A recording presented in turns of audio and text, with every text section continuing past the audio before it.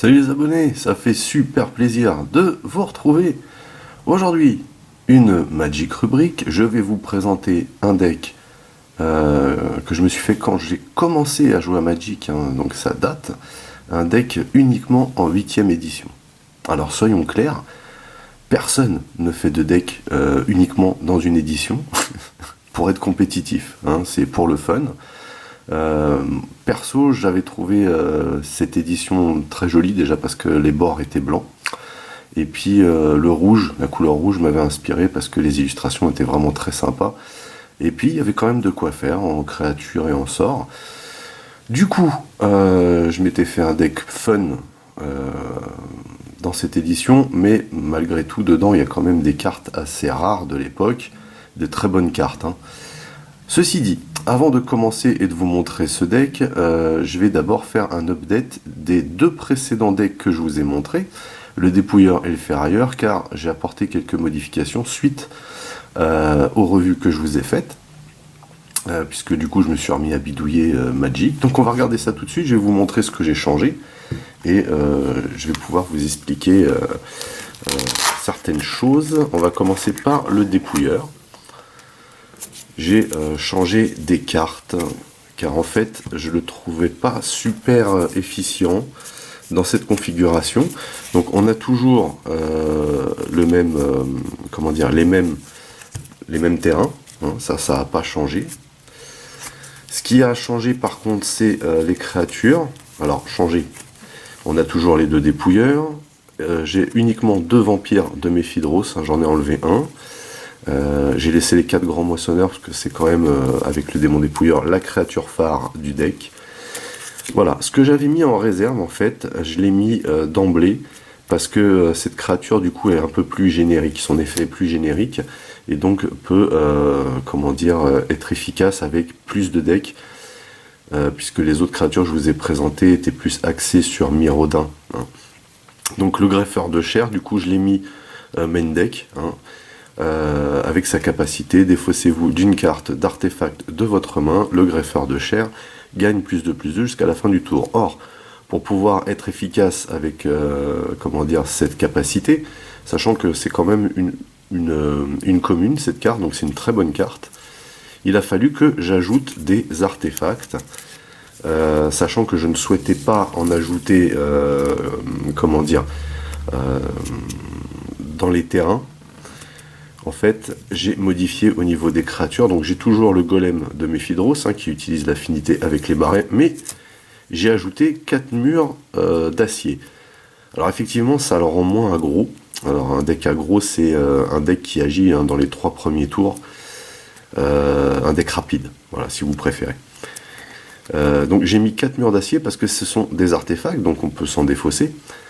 Hein, puisqu'au bout d'un moment, le mur d'acier, ça c'est très utile en début de partie, mais après, voilà. Donc on peut s'en défausser pour l'effet du greffeur de chair. J'en ai mis 4. Alors du coup, ça rend le deck un peu plus attentiste qu'il l'était déjà. Alors c'était un deck mid-range. Il est un poil plus contrôle maintenant, hein. Alors mid-range, ce sont les decks qui agissent tour 4, 5, 6, hein, qui prennent leur puissance et leur ampleur dans ces tours-là. Les decks contrôle, eux, c'est plus 7, 8, 9, vous voyez. Donc voilà, il est un peu plus contrôle, mais voilà, ça reste quand même un deck, comment dire, c'est pas un vrai contrôle. Voilà, c'est ça que je voulais dire. Et donc au niveau des sorts, par contre, alors au niveau des sorts, les artefacts, je les ai laissés. Donc on avait les 2 prisons cérébrales, je les ai laissés. J'ai mis 2 capes de frémissois, les 2 lentilles extraplanaires et les 4 babioles du voyageur, ce qui fait qu'on a quand même de quoi se défausser si on les joue pas. C'est pratique pour le greffeur de chair, mais malgré tout, on a quand même des artefacts hyper efficaces ici. La babiole du voyageur, c'est bien en début de partie, hein, c'est comme le mur d'acier, mais après on n'en a pas trop l'utilité, parce que si on arrive à trouver la lentille extraplanaire, on a déjà la cape de frémissois, on est bien. Si on a une cape de frémissois, on peut largement se défausser de la deuxième, sachant que la prison cérébrale peut être utile dans certains cas, mais on aura plutôt tendance quand même à s'en défausser également. Et dans les sorts, alors déjà j'ai supprimé butin du caveau, hein, parce que ça enlevait des points de vie. Donc j'ai laissé les 4 terreurs par contre. C'est assez indispensable, hein, pour laisser le temps de s'installer au deck. Mais par contre j'ai rajouté 3 absorptions de l'esprit, hein, qui est une super carte noire de l'époque, c'est une commune. L'absorption de l'esprit, ne dépensez que du mana noir pour X, donc ça tombe bien. L'absorption de l'esprit inflige X blessures à une cible créature ou joueur, donc ce qui vous laisse le choix. Vous gagnez X points de vie. Ce qui est quand même beaucoup plus avantageux que les cartes que j'avais mises auparavant. Donc voilà pour cette update du dépouilleur. En réserve, du coup, j'ai mis l'émissaire du désespoir, donc contre les decks artefacts, hein. Le diablotin cactant pour enlever des points de vie à l'ennemi. Des hurlements du dedans, hein, contre toutes les petites armées de 1-1. Pareil pour le coup d'éther, hein, ça ajoute au hurlement du dedans. Alors le problème du hurlement du dedans, c'est que quand il revient en jeu, enfin il revient automatiquement en jeu quand la créature meurt. Et si l'adversaire n'a plus de créature, a priori c'est vous qui le récoltez. Voilà. Coup d'éther, donc pareil, hein, contre tout ce qui est marqueur et petites armées, c'est radical. Une absorption de l'esprit supplémentaire, une cape de frame soit supplémentaire. Voilà. Donc rien d'extraordinaire dans cette réserve. Voilà donc pour le deck dépouilleur. C'était la mise à jour. Et le deck ferrailleur et la combo aussi. Je vais vous expliquer la combo que j'avais oublié de vous indiquer la dernière fois. Hop.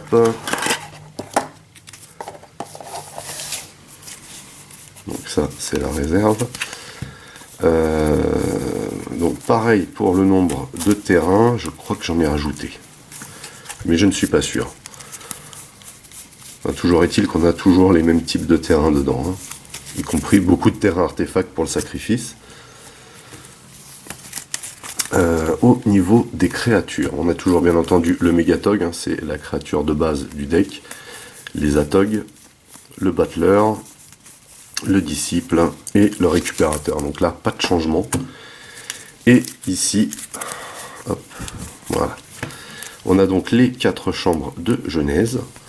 Ça, je vais le mettre là, parce qu'il faut que je vous parle de la combo. On a les 4 bombes à sortilège de Pyrite et les 4 sphères chromatiques. Ça n'a pas changé également. Et ici, on a des modifications. J'ai mis donc 3 champs bouillonnants. Hein, je crois que c'était 3 aussi. Je suis pas sûr. Je sais plus si c'était 3 ou 2 que j'avais mis de base. Et je n'ai plus que 2 jets de magma, qui est un excellent sort, à la place des 4 décompositions résonantes que j'avais mises. Et à propos des décompositions résonantes, je voulais vous parler de la fameuse combo que peut faire. Après, je vous parlerai, hein, de ça. Hop. De ma réserve. Voici donc la combo qui fait un petit peu mal.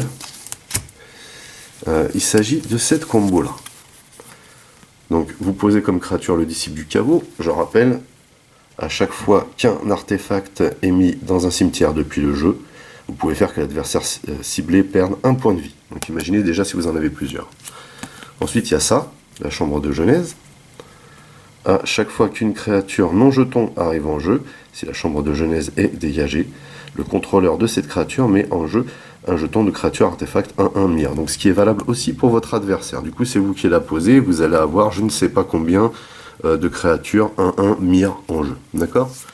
Sauf que si vous faites une décomposition résonante, je vous rappelle la capacité de cet éphémère, l'effet plutôt de cet éphémère, la créature ciblée et toutes les autres créatures ayant le même nom gagnent -2/-2 jusqu'à la fin du tour. Donc en imaginant que vous jouiez ça sur les 1-1 Mir, hein, celles de vos adversaires et les vôtres, imaginez le nombre de créatures que ça peut faire qui vont au cimetière et le nombre de points de vie que vous pouvez faire perdre à votre adversaire via le disciple du caveau. Donc ça c'était une des combos que ce deck peut faire. C'est plutôt intéressant, hein, plutôt fun. Du coup, je remets ça là. Je vais juste vous parler aussi de la réserve parce que j'ai fait des modifications dans la réserve. Et j'ai gardé des compositions résonantes, mais je l'ai mis en réserve. Tout simplement parce que la composition du deck tel qu'il est là, avec les modifications que je lui ai apportées. Donc c'est bien ça, je lui ai ajouté des terrains, c'est pour ça que j'ai été obligé d'enlever les décompositions résonantes, et j'ai rajouté des champs bouillonnants. Je crois que j'en ai rajouté un. Enfin bref, donc la reproduction de gobelins, je l'ai laissé. Par contre, j'ai ajouté ça. en réserve, parce qu'en fait, si vous n'avez pas la possibilité de sacrifier des artefacts, comment dire, vous pouvez, enfin, quand je dis sacrifier des artefacts, en sacrifier moins, voilà, plutôt. Vous devez avoir une créature qui tient la route, et c'est une super créature ici, c'est le sanglier de guerre Vulchoc. Voilà, donc, très très sympa l'illustration. Sanglier, c'est assez célèbre hein, dans Magic, d'ailleurs il y en a un dans Theros là, qui fait très mal aussi, dans un des derniers blocs là. Donc sanglier de guerre Vulchoc pour 2 montagnes et 2 incolores, c'est une Unco, et c'est une 5/5, et quand il arrive en jeu, il faut le sacrifier à moins qu'on ne sacrifie un artefact. Donc là vous ne sacrifiez qu'un artefact et vous vous assurez une 5/5. Alors que les autres créatures, le principe c'est de sacrifier les artefacts pour les gonfler. Donc j'en ai mis 4. Je trouvais que c'était un peu plus approprié du coup. J'ai gardé la reproduction de gobelins par contre pour détruire les artefacts dangereux. Des compositions résonantes, pareil pour toutes les petites armées de 1-1, voire 2-2-2, hein, pourquoi pas. Et puis bien sûr la saisie des reines que j'ai mis en 3 exemplaires cette fois-ci. Voilà. Donc voilà pour les petites modifs et les petites précisions concernant les 2 précédents decks. Il faut savoir que quand on fait des formules, de nouvelles formules hein,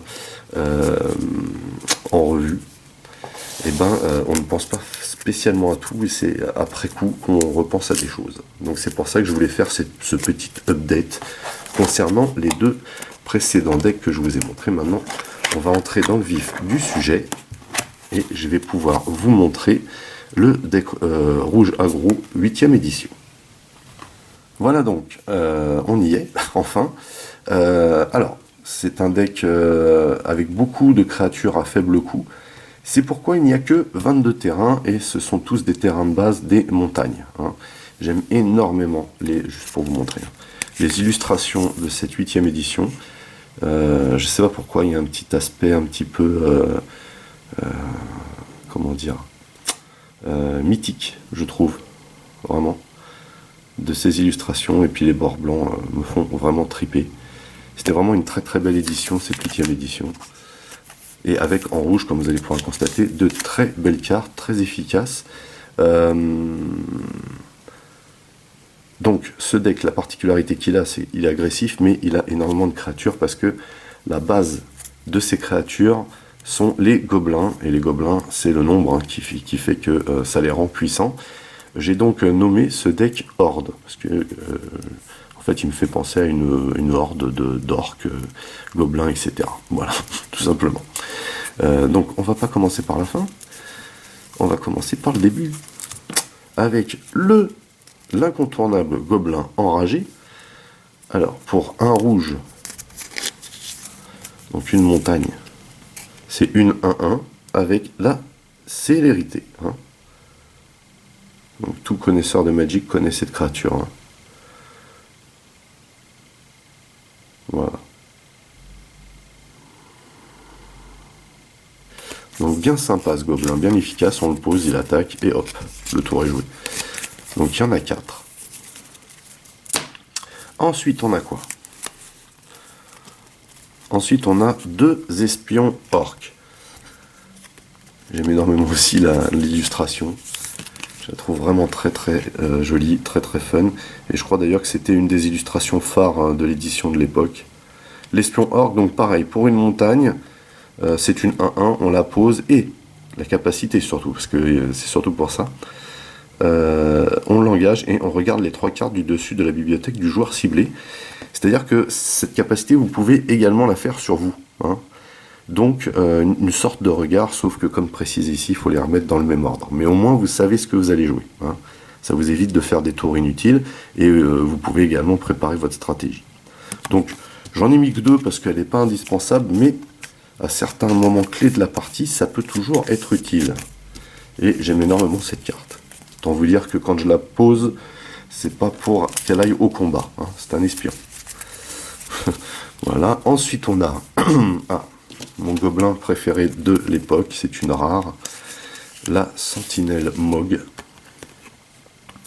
Pareil, hein, pour une montagne, vous voyez qu'il y a pas mal de cartes à 1. J'aime beaucoup l'illustration, je la trouve vraiment très très très stylée. Vous comprenez pourquoi je vous montre, hein, moi, les cartes, c'est parce que voilà, il y a un petit aspect nostalgique, parce que voilà, ça date, mais c'est surtout que avoir la carte en main, ça n'a rien à voir avec les cartes, hein, les pseudo-cartes ou les cartes factices qu'on trouve sur les logiciels comme Arena. Voilà, il y a l'aspect collection dans le jeu de cartes, hein, qui est un des premiers aspects, hein, de Magic avec le jeu. Et voilà, je pense pas que collectionner virtuellement des cartes, je vois pas trop l'intérêt. Bref, j'aime énormément cette illustration, elle est juste magnifique. Et j'aime énormément cette créature, donc c'est une 1-1 de base, hein, mais à chaque fois qu'un adversaire joue un sort, quel que soit le sort d'ailleurs, la sentinelle Mogg gagne +2/+2 jusqu'à la fin du tour. Autant vous dire que c'est une sacrée défenseuse, hein. Voilà. Donc, vous me direz que si votre adversaire a chopé le coup et joue en phase principale 2, ça ne sert pas à grand chose, je vous l'accorde. Par contre, voilà, si jamais il est obligé de jouer en principale 1, super efficace. Un bon gobelin. Vraiment.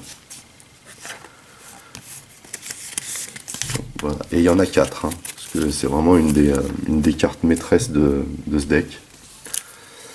Ensuite, on a 4 pillards gobelins.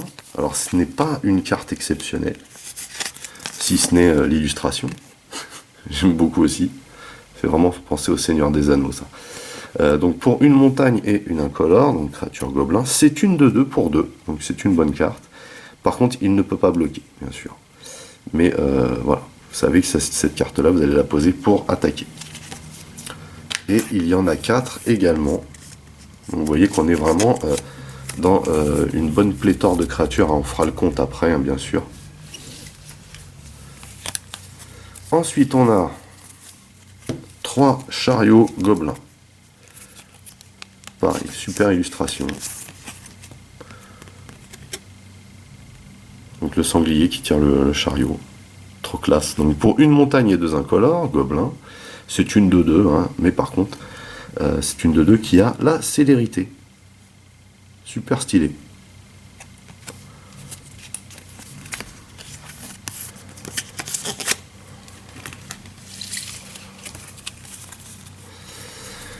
Et donc, il y a 3 exemplaires. Ensuite, parce que ça ne s'arrête pas là, on a 4 rois des gobelins, une des cartes maîtresses du deck également, bien sûr. Alors, le roi des gobelins, pareil, hein, illustration juste géniale, avec, donc pour 2 montagnes et un incolore. C'est une rare, hein. Créature seigneur, ce n'est pas un gobelin, malheureusement. Mais je crois que dans les éditions suivantes, ça avait été modifié, ça, mais je ne suis pas sûr. C'est une 2-2. Tous les gobelins gagnent +1/+1, donc il n'est pas concerné. Et si vous posez d'autres seigneurs, ils ne seront pas concernés non plus. Et acquiert la traversée des montagnes, donc ça c'est expliqué. Ils sont imbloquables tant que le joueur défenseur contrôle au moins une montagne. On y reviendra ça quand je vous parlerai de la réserve, hein, parce que je joue pas mal là-dessus aussi. Mais voyez, une superbe carte encore, juste génial. C'est un deck efficace, très très simple à jouer. Le seul piège de ce deck en fait, c'est de se retrouver rapidement avec plus rien dans la main. C'est pourquoi il y a des petites parades, hein, comme on va le voir par la suite. Ensuite, on a quoi? On a 2 artilleries orques. J'aime beaucoup cette carte également, qui n'est pas exceptionnelle, mais qui est vraiment sympa. Le but du jeu aussi, hein, avec ce deck, c'est toujours d'essayer d'avoir un plus de points de vie que son adversaire, vous allez comprendre pourquoi. Donc cette artillerie orque, on la joue pour 2 montagnes et un incolore. Vous voyez que c'est une unco. Vous voyez ici, hein, toujours un petit dessin sympa. C'est une 1-3, donc une bonne défenseuse, et quand vous l'engagez, elle inflige 2 blessures à une cible créature ou joueur, et vous inflige 3 blessures. Vous voyez, donc vous comprenez pourquoi il faut avoir plus de points de vie que l'adversaire. Vous comprenez également pourquoi je n'en ai mis que 2 dans le deck. Voilà. Donc très sympa aussi cette artillerie orque, très connue également. Ensuite, on a 3 chiens de lave. Et c'est une carte que j'aime énormément. Déjà parce qu'elle est trop stylée, voyez le dessin, juste trop beau. Pour 2 montagnes, 2 incolores, chien de lave, une rare, c'est une 4/4 qui a la célérité.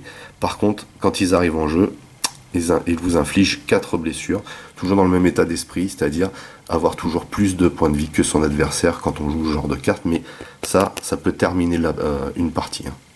Voilà. Et pour vous également. Donc il faut faire attention.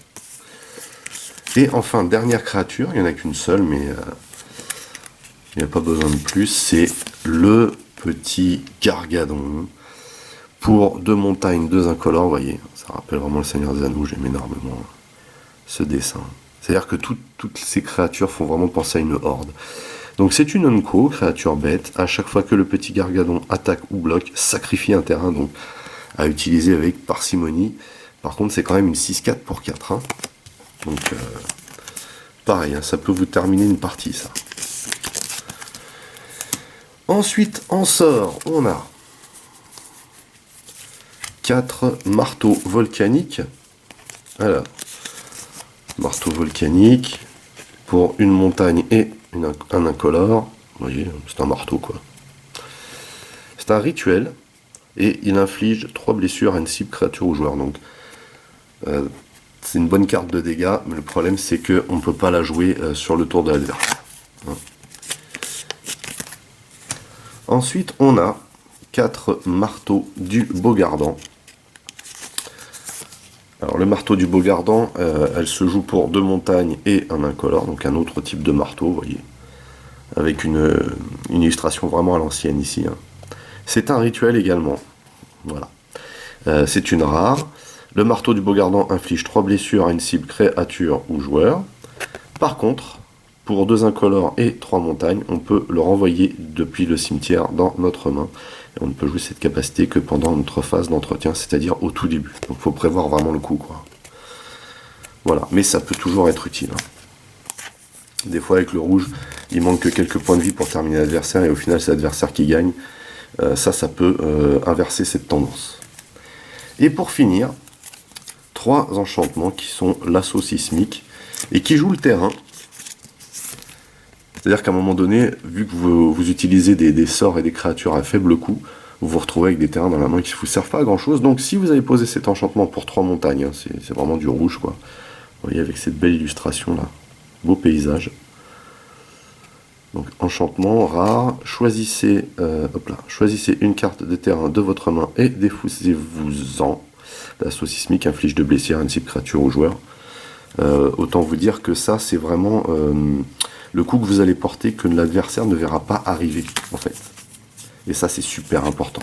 C'est-à-dire que cette capacité, vous pouvez la faire autant sur votre tour que sur le tour de l'adversaire, et ça peut vous sauver. Hein. Voilà, donc voilà pourquoi j'en ai mis 3 dans ce deck. On a donc terminé le deck principal, à savoir qu'il y a donc 1, 2, 3, 4, 5, 8, 9, 10, 11, 12, 13, 14, 15, 16, 17, 18, 19, 20, 21, 22, 23, 24, 27 créatures, 22 terrains et donc 11 sorts. La réserve. Alors, la réserve, on a fracassé ici, donc fracassé hein, pour une montagne et un incolore. Ça vous permet de détruire l'artefact ciblé en éphémère. Voilà, un sort très connu. Hein. Donc là, on l'a en 4 exemplaires. 1, 2, 3, 4. On a aussi 3 tactiques de guérilla. Donc ça, c'est contre les decks des fausses. L'illustration, pareil, n'est pas formidable. Vous voyez. Donc pour une montagne et un incolore, c'est un éphémère. Les tactiques de guérilla infligent 2 blessures à une cible, créature ou joueur. Donc vous pouvez l'utiliser très bien aussi, en sort de dégâts lambda, hein, éphémère. Quand un sort ou une capacité que sous le contrôle d'un adversaire vous contraint à vous défausser des tactiques de guérilla depuis votre main, donc défausse, les tactiques de guérilla infligent 4 blessures à une cible, créature ou joueur. Donc très très bon ce sort, hein. Unco. Donc ça c'est contre les decks des fausses. Ça peut aussi également vous rajouter hein, du dégât. Ensuite on arrive sur 3 enchantements que j'aime énormément. Donc en fait ça joue vraiment le terrain. Il s'agit de la lune de sang avec un superbe dessin, j'aime beaucoup. Pour une montagne et 2 incolores, c'est un enchantement rare. Tous les terrains non bases sont des montagnes. Et on a vu tout à l'heure avec le roi des gobelins que tous les gobelins ont la traversée des montagnes. Du coup, ça rend vos créatures imbloquables à tout possesseur de terrain non base. Juste trop bien. Voilà. Donc ça, c'est la petite combo du deck. Ensuite, on a quoi? On a 4 pluies de pierre. Donc ça, c'est pour péter du terrain à l'adversaire. Donc ça, c'est plus contre les decks contrôle, mid-range, qui vont vous casser les pieds pour gagner du temps et s'installer.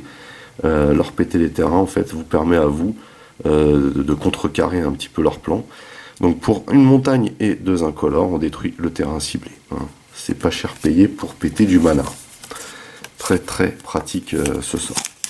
Et très efficace. Également très connu à l'époque, hein, c'est une commune. C'est un rituel.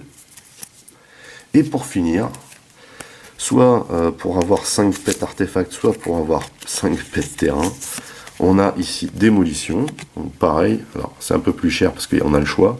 C'est pour une montagne et 3 incolores. C'est une unco, un rituel également. On détruit l'artefact ciblé ou le terrain ciblé avec cette petite illustration. Voilà. Voilà.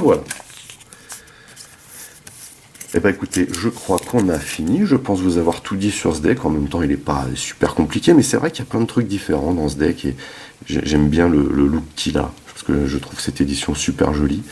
Et au niveau du rouge, ici, on était bien servi en termes d'illustration, de mise en atmosphère, etc., etc. Donc un deck très efficace, comme je vous disais, hein, c'est le piège de ce genre de deck. C'est tout à chaque fois pour le rouge, hein, c'est-à-dire qu'on se retrouve rapidement avec plus rien dans les mains. Donc il faut quand même gérer ça, hein, c'est-à-dire pas y aller trop vite, pas tout poser d'un coup, et attendre un petit peu de voir ce que va faire l'adversaire, mais on est en capacité de le faire avec ce qu'il y a là-dedans. On a quand même des sorts assez puissants et des créatures relativement puissantes pour pouvoir faire l'affaire. Et si vraiment on a vraiment des soucis pour arriver à gagner, on peut, avec la réserve, par exemple avec l'une de sang, juste éclater l'adversaire en rendant nos créatures imbloquables, et ça c'est bon. C'est vraiment très bon. Voilà, sur ce, j'ai été très content de vous retrouver pour cette Magic rubrique, puisque ça faisait un petit moment là, que je vous avais pas proposé un de mes decks, hein, je vais continuer à le faire. On va essayer aussi avec le fiston hein, de continuer aussi à vous présenter d'autres choses dans Magic. Sur ce, on a fait le tour. N'oubliez pas que vous pouvez lâcher des commentaires dans la section du dessous. N'oubliez pas également de liker, de partager. Pour les nouveaux, n'oubliez surtout pas de vous abonner. Vous pouvez également checker toutes mes autres revues et playlists. En attendant, je vous donne rendez-vous à très très vite. Portez-vous bien et à la prochaine. Allez, bye bye.